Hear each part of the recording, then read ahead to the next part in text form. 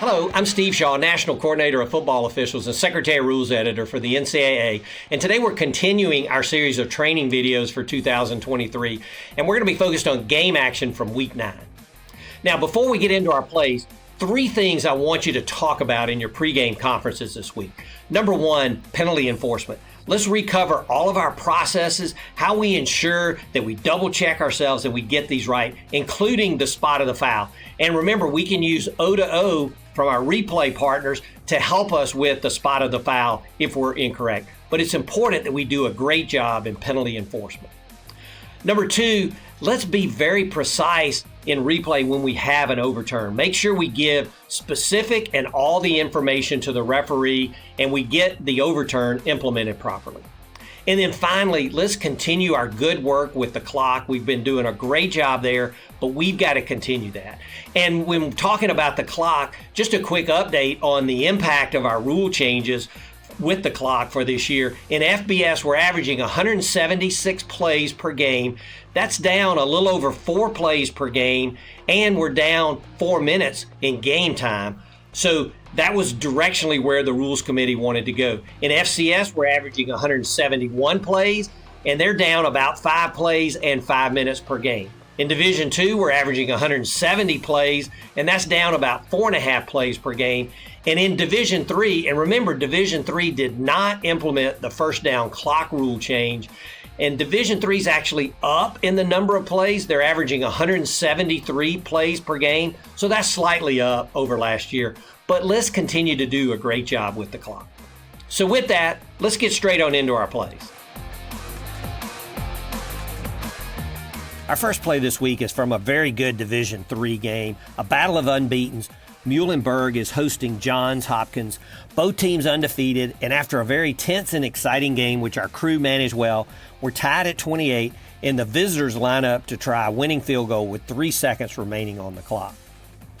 Now the low kick is blocked. The ball careens directly to number 88 of the offense. He spins out. He's going to run to the goal line where we see the line judge in perfect position, and he rules touchdown. Now, the question we received is this a legal play? Is this a legal advance by 88? And by rule, we know if a scrimmage kick fails to cross the neutral zone, any player of either team may catch or recover the ball behind the neutral zone and advance it. And also, if the block of the kick occurs no more than 3 yards beyond the neutral zone, it's considered to have occurred within or behind the neutral zone.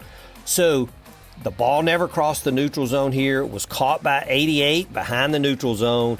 He can advance. He runs for a touchdown. Really good coverage by the crew. Good whistle control here.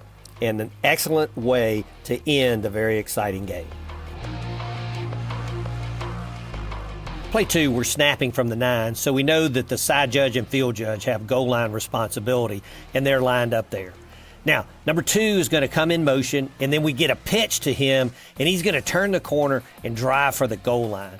He's down right at the pylon, and the side judge points back to the headline judge and then goes up with touchdown as it appears the headline judge is coming in with a dead ball spot.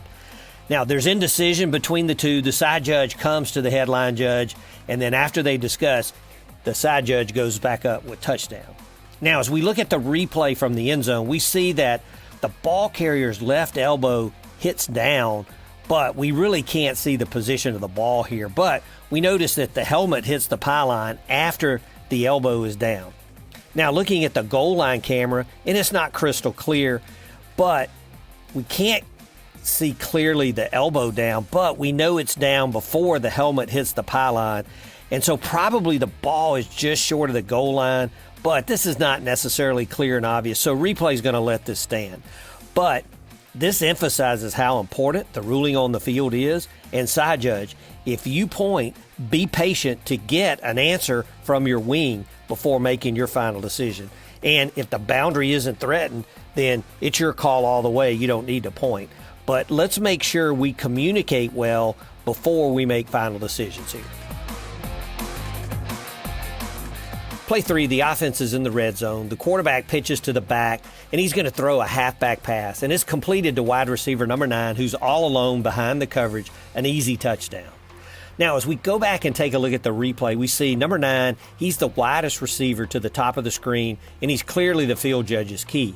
Now, number 9 is going to release. He locks up with the defender, but then number 9 throws and sheds the defender, breaks deep for an easy catch. And as we look at the isolation view, number 9 comes off the line. He and the defender lock up, but there's no question. Number 9 grabs, pulls a defender by, and releases downfield to make the catch. This is a foul, and it's a foul for offensive pass interference. Remember, by rule, the restriction for Team A starts at the snap during a legal forward pass that crosses the neutral zone. So the field judge, we got to make sure that we stay with our key. And you're likely the only one that will see this action here based on the play and it presenting as a running play. So we need to get a marker down when we see action like this. Play 4, and we received a number of questions on this play. We're going to see that the offense completes a crossing route to number 20, and then he's going to receive a big hit from 21 of the defense. And we're going to get a flag down from our headline judge for targeting.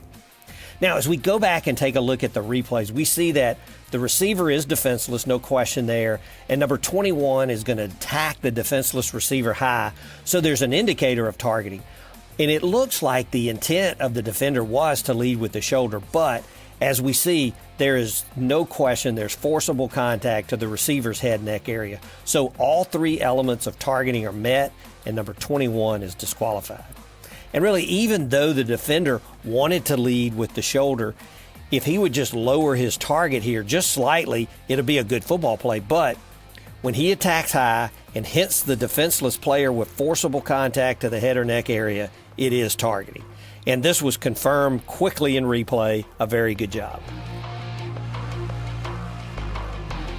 Play 5 is a third down play, and this series started after a touchback following a kickoff. So we know the line to gain is the hard line at the 35. Now, we notice the TV has a gold line superimposed here, and it's a bit off, but we just ignore that. And we're going to get a quick pass caught near the line to gain, and the ruling on the field is going to be first down as the first quarter expires. Now, as we go back and take a look at replays, we see that the receiver's left knee, it goes down, and it's very tight, but the ball is just short of the 35-yard line. So during the quarter break, replay has plenty of time to review the play. TV's even going to blow it up. And then after review, we're going to get an announcement by our referee. During the timeout, there was a review. After review, the player was short of the line to gain. It'll be fourth down at the 34-yard line. Now, I totally agree with the overturn.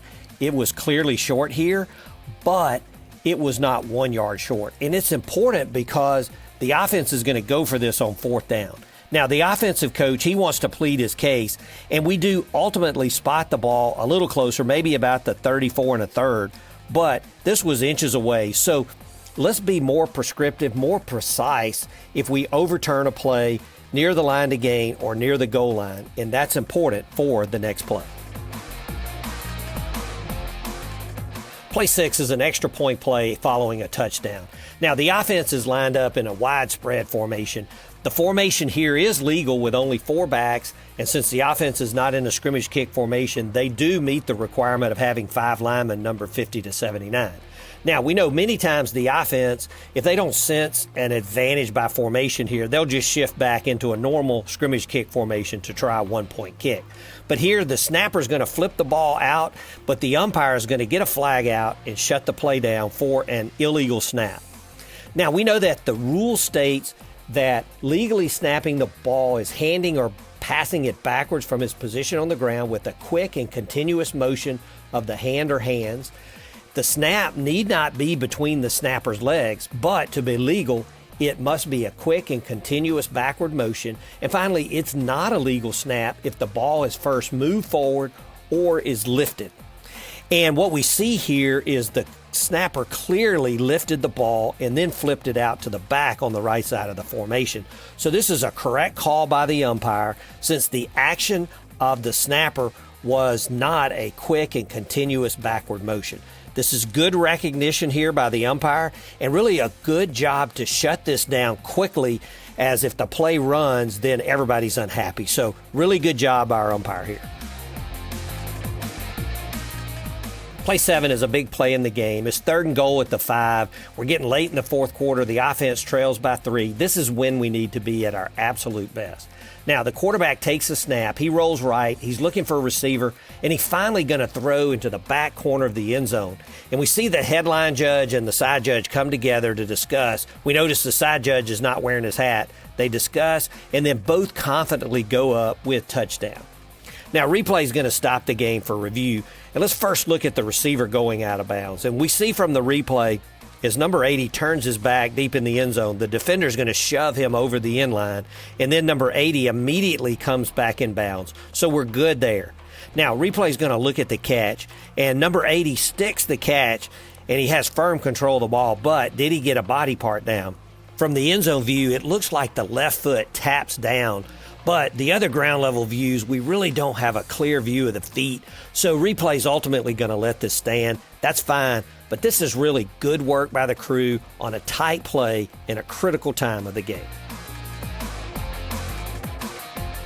Our last play this week, we're 3rd and 5 from the -43, and the line to gain's the 48.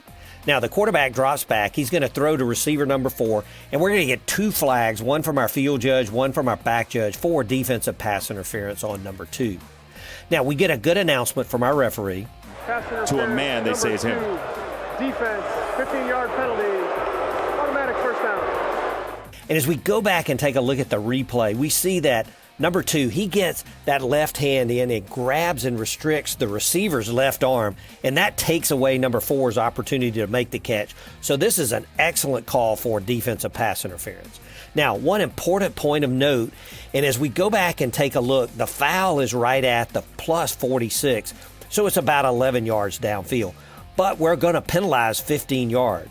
Probably the reason is, and as we go back and take a look at both flags, they hit well short of the spot of the foul. Now, the back judge comes up and relocates his flag. He knows there's an issue, but his relocation is still 5 yards beyond the spot of the foul. It's a little thing, but here, let's work together on the details. And replay, could O-to-O have helped here so we could get the spot of the foul? But overall, this is an excellent call for defensive pass interference. Good job by the crew on that. Well, that's it for our plays this week. Good work, and let's continue to pay attention to all the small details that will make our work excellent. And as we get ready to go to work, we want quality fouls, make it be there, be great communicators, communicate well with our coaches, with our players, and certainly within the crew. Always use your winning words. Concentration, so important for 60 minutes. And let's take a few moments and review our officiating standards within the crew as we get ready to go to work this week. And finally, let's always display our integrity, courage, and poise. That'll get us through the tough situations. Best of luck this week.